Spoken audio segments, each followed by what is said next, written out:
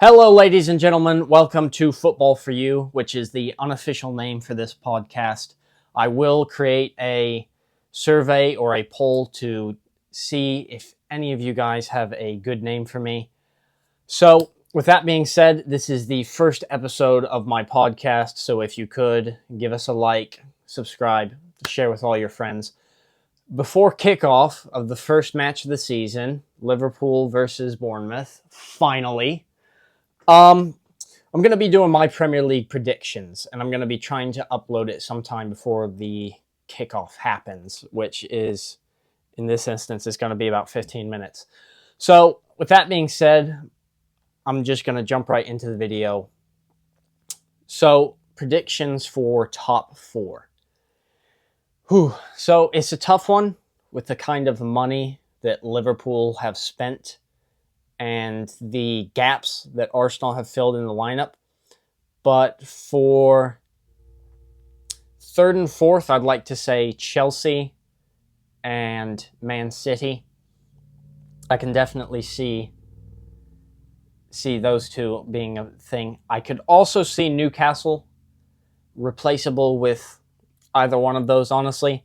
But for my top four, I'm just going to say Arsenal, because I think at this juncture, it's a make or break season for us. And then Liverpool, I just think Arsenal are going to be good enough this season, finally. I think maybe the two are interchangeable, mostly because I think Arsenal did get a striker, but the question is it too late?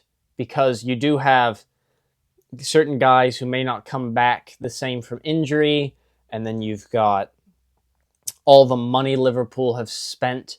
And the question is, was getting Gyökeres, is it a good move? Because we've only seen him play something like 120 minutes of preseason football. He did score a wonderfully headed goal. But for me, it's a question of, will Gyökeres succeed? And I personally think he will. I think whenever you're at a top club like that, I think there's a lot of pressure to score your first goal. And I think now that he has in preseason and he's gotten the monkey off his back, there's not as much pressure going into the season to be scoring his first goal. So I think that he's going to excel wonderfully at Arsenal. That's just me. That's my personal prediction and take on the subject. As for that, but I genuinely think that we have the opportunity to win the Premier League this season, and it's make or break for Arteta.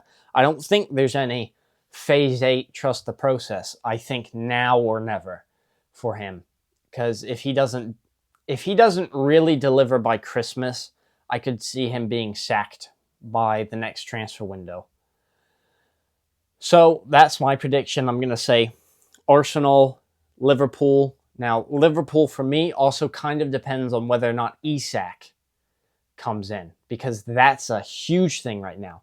And that also affects the whole top four, because for me, that also, a lot of bearing on whether or not Newcastle make top four.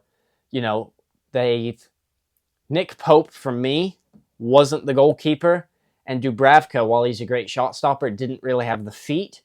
I think bringing Ramsdale in was a good move, and it's a loan, so, you haven't bought the player yet. But I think the Isak transfer has a lot of bearing on the top four as far as Liverpool and Newcastle.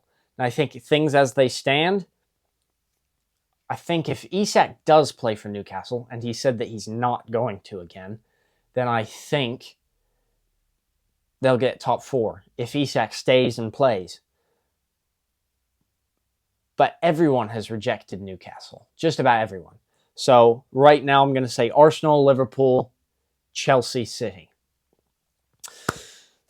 As for relegation, honestly, I've heard a lot of Brentford. Now, a lot of that has to do with being lower in the table, I think, and not replacing a lot of the people that were signed away. You had Norgard, who policed the midfield, and you had Mark Flecken, who I think was a brilliant shot stopper.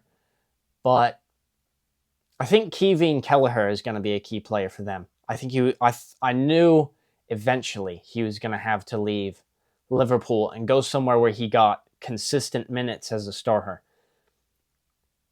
But for me, as far as bottom three, it's going to go Burnley at the bottom. James Trafford was very key for them and signed away. And I don't think that the signing of a very old Kyle Walker is going to quite keep you in this race. I think Leeds, because Leeds were eyeing a new goalkeeper. Ilian Meslier was not really doing it for them. And then they got Carl Darlow, but it's a question of, is Carl Darlow Premier League level? So they were eyeing a move for Trafford, I think, and Ramsdale. And ultimately, I think they've come up short. But for me, I think Leeds is going down. And then the last one, in my mind, I think Tottenham recovered enough to actually go further up in the table from last season, probably. So I don't think it's going to be a Tottenham relegation. For me, it's between Sunderland and West Ham. And I think Sunderland have done quite well in the transfer window. So I'd probably lean more towards West Ham, who did not really have a decent summer as far as preseason. But it is preseason, so we don't know. But that's mine. It's going to be West Ham, Leeds, Burnley. Now, individual awards. So the Golden Boot, honestly,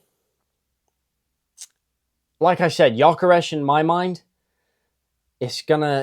we're really going to have to get further into the season to really see.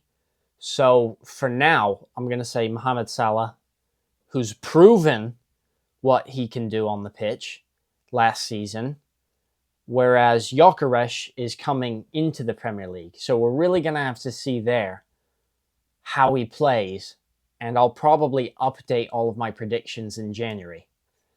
But for me right now, I'm going to say Mohamed Salah. For top playmaker, again, most assists, I'm also probably going to have to say Mohamed Salah. Because that was, you have no more Kevin De Bruyne. Odegaard didn't show the levels of consistency that he had in previous seasons this past season. And Saka really, the injury took him out, just like it did with Martin Odegaard. It really took him out of that sort of race and did take a bit away from his consistency. So, like I said, we have some up-and-comers and we have some decent guys. But for me, consistent so far, Mohamed Salah, I'm going to say that as well. Golden Glove, last season it was Sells and Raya. And to be quite honest, I don't think James Trafford is going to do it. I really don't. And even now, it's still a question of whether or not Gianluigi Donnarumma comes to Manchester City.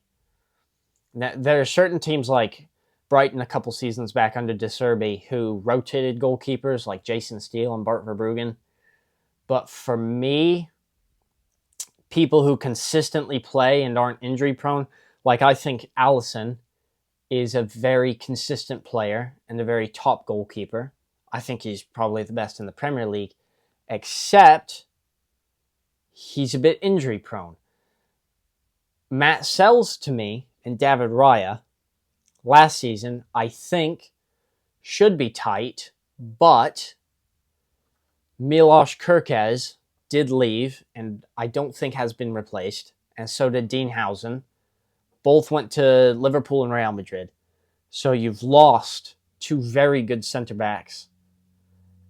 Or, well, we're just going to say centre-backs. But for me, a consistent defence that's staying, David Raya's got a decent shot at it. I actually think Jordan Pickford is going to make a decent run for it as well. I think he's been consistent as far as injuries and playing time, as well as David Raya, who also didn't really miss any games last season. I don't think he's actually missed a single game last season. But those are the top three that have really pushed for the past couple of seasons, is Pickford, Sells, and David Raya. So for me, if I have to pin one down, I'm going to say David Raya again. You know, top level club, consistently in the top half, has the same defense, which at one point was being hailed as the best defense in Europe. We'll have to see again this season. But for me, that's going to be it. So it's going to be Mohamed Salah, Golden Boot, Mohamed Salah, top assists. And then it's going to be David Raya, Golden Glove. So those are my 25-26 Premier League predictions. Drop yours down in the comments below. Please let me know. I'm always interested to hear. Again, please subscribe. This channel has been, it was an old channel, and now it is being stripped down and repurposed for my new podcast, like I said. So, any name suggestions, top 4 predictions, what you think of the video, ways to improve. I always like to hear feedback from you guys. So, please do all of that.